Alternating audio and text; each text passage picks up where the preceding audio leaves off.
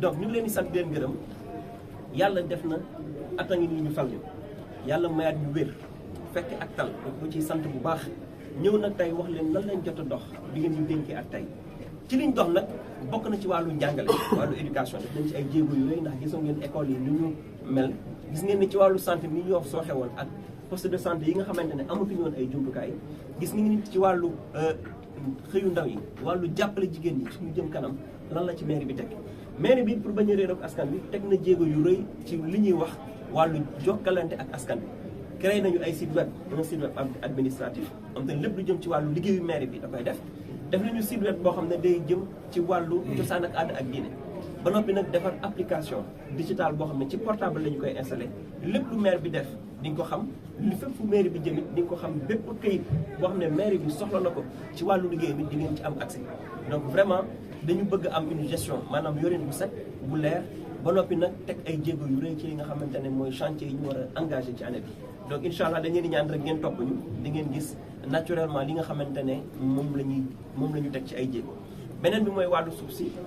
Yoff dafa soxla màgg ànd nañu ak collectif yi bawoo Yoff Ngor Wakaam pour yokk dëkk yi tey gis nañ ne séddoo moo am ci wàllu suuf si Yoff it mu ngi laaj wàllam mais ñun suñu laajin bu ñu noppee suñu plan de développement communal maanaam wër ci askan wi laaj ne lan la ñu bëgg liñ ci ràññee mooy Yoff xat na Ouest Foire amul ay infrastructure communautaire dinañ bind état du Sénégal saisir ki ci jiitu muy le président Macky Sall ndax lii fi des ci suuf Yoff mën ci am ci anam yu jub anam yu wóor ba nga xamante ne la askan wi bëgg ndax li ñu wax c'est le gouvernement du peuple par le peuple et pour le peuple dinañ ko topp état bi ba la ñu war a am ñu am ko ci vraiment njëriñu askanu Yoff ak Ngor ak Wakaam ñi nga xamante ne ñu ngi xeex suuf si. bi ngay réaliser sa bilan ndax amoo ay jafe-jafe ndax xam nañ ne fonds de dotation yi ba léegi disponible. waaw xam nga mairie moom boo ñëwee wala kuréel boo yor la ngay njëkk a def mooy saytu sa koom fan lay dugg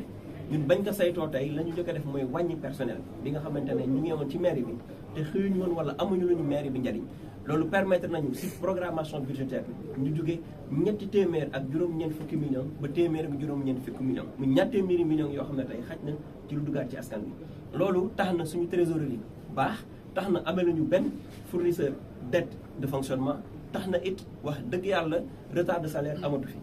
tax na it mairie bi compte yaa ngi commencé wert maanaam tey la ñu war suñu digganteeg population bi lu ci bari ñu ngi koy taxawee ñu ngi koy doxal loolu it li tax ñu def ko mooy balaa ñu lay jox fexeel bala nga yor noo ko ñoŋale ba buñ la joxee buñ la joxul di nga mën a demal sa bopp ndax wax dëgg yàlla loolu yitte la woon ci ñun te ren incha allahu rabbi compte administratif 2023 buñ ko jotee le 23 janvier 2024 bu neexee yàlla incha allahu rabbi war nañu toogaat ak yéen wax leen fan lañ ko jëlee ci at bi ak fan la jëm mais les perspectives yàlla bu si cat du sont très stables macha allah mairie bi terrain basket bi rek la am si lu ñëpp bokk mooy loo xamante ne turu état moo ci ne ñu jox ko mairie pour mu yor ko ba ñu amee mbébét nag def poste de santé Nord waxtaan nañ ci ak askan bi ndaw ñi am na ñu ñëwul woon moo tax ba ñu tàmbalee liggéey bi am na ci ñoo xam ne gisuñ ci seen bopp mais nag du ñu maire boo xam ne dañuy owee gendarmerie wala mbër pour defar déedéet am nañu ndaje bu mag ñaar fukki fan ak juróom ci weer wii ci ñaar fukki fan ak juróom-ñeent ci école japonaise bu Nord Foire pour waxtaane post projet boobu waaye nag ku ñu ne santé ngi nii téeméer ak juróom-ñetti fukki million ak juróom benn defal la équipement yu weesu téeméeri million ba noppi nag utal la terrain de basket bu gën ba nga yoroon loolu askan wi ñooy seet bu ñu bëggee alhamdulilah bu ñu bëgg lit suma mbokk Yoff Tongoor may dégg soxla nañu ko suma mbokk Cité Diamana ñu ngi fi bëgg nañu ko Jili Mbaye it ñu ngi koy laaj donc pour wax leen ne ñun ñëpp lañ fi nekkal ku nanguwul duñu xoloo duñu xeex duñu ay mëru làmb duñu ay boxeur duñu ay catcheur liggéey moo ñu fi indi te dinañ ànd déglu ña d'accord ci projet bi xool ak ñoom yeneen i béréb ñu ko mën a def jàmm am ci Yoff ci Nord Foire ak ci Ndakaaru jërë ngeen jëf. Merci beaucoup à toute la population yoffoise du Sénégal pour leur soutien et vraiment leur appui, leur conseil par rapport à la gestion de cette première année. Donc nous avons démontré que nous avons pu, avec la collectivité locale qui est Yoff, que nous disposons, pouvoir intervenir directement dans le vécu de la population, dans les domaines de l'éducation, de la santé, du développement de l'économie locale et dans le cadre du développement durable. Nous avons aussi fait état de toutes les conventions signées et nous avons aussi présenté l'ensemble des moyens digitaux, c'est-à-dire les applications mobiles, les sites web et les différents canaux de communication et de communication. Nous Nous avons aussi fait part des performances administratives faites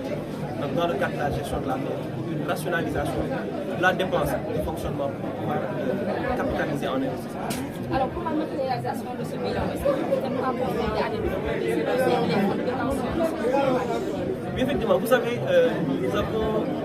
dès le début essayé d'autonomiser la commune en matière de recettes, c'est-à-dire augmenter les recettes, voir les niches qui existaient et voir comment renforcer vraiment la trésorerie de la mairie en abaissant naturellement les charges de fonctionnement et en augmentant vraiment les recettes. Et cela a été, alhamdoulilah, par la grâce de Dieu. Aujourd'hui, la commune, elle s'est davantage viabilisée. Nous n'avons pas de dette fournisseur de fonctionnement à court terme.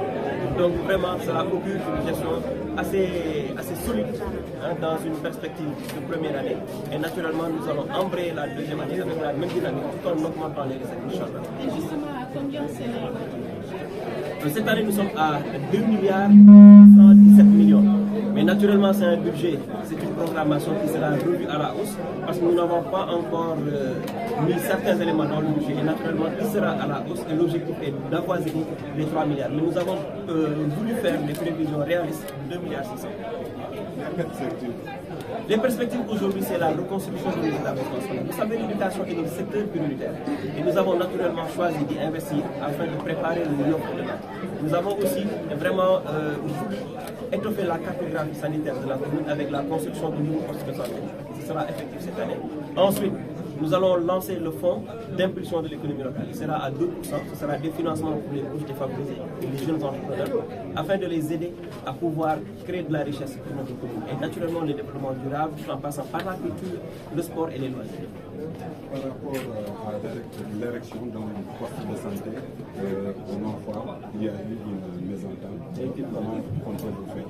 Donc nous allons toujours privilégier le dialogue. Nous sommes un maire élu par une population relativement jeune, élu par nos moments. Donc notre rôle aujourd'hui est de ne pas bander les muscles pour faire diriger ce poste de santé. Nous allons faire une audience publique ouverte le 29 janvier à Nord-Foire à partir de 16h au niveau de l'école japonaise pour dégager des pistes de discussion. Nous avons choisi le terrain de basket parce que c'était un équipement collectif dévolu à la municipalité. Tous les autres sites, ce sont des jardins, sont des titres privés et appartiennent aux populations qui avaient bâti leur cité par le biais de coopératives. Maintenant, nous lançons un appel à toute la population de Nord-Foire à identifier des sites qui sont là et à nous les remettre pour pouvoir faire un projet de développement. Parce que faire un poste de santé de 186 millions avec des équipements qui frisent de 100 millions, mais vous savez que vous avez une équipe municipale qui essaie naturellement de satisfaire les besoins primaires de cette population et il n'y a pas mieux que l'éducation et la santé comme base première pour développer un pays. Et nous avons même proposé un site de rechange pour le terrain de basket, parce que le terrain de la BCAO 1 a été pris comme zone de recasement de l'ancien terrain de basket. Malheureusement, il n'y a pas eu une entente avec les jeunes, mais cela ne nous décourage pas. Nous allons continuer à discuter pour dégager des consensus forts afin de montrer que nous avons tous le même objectif, à savoir le développement de notre commune. Monsieur le maire, on sait que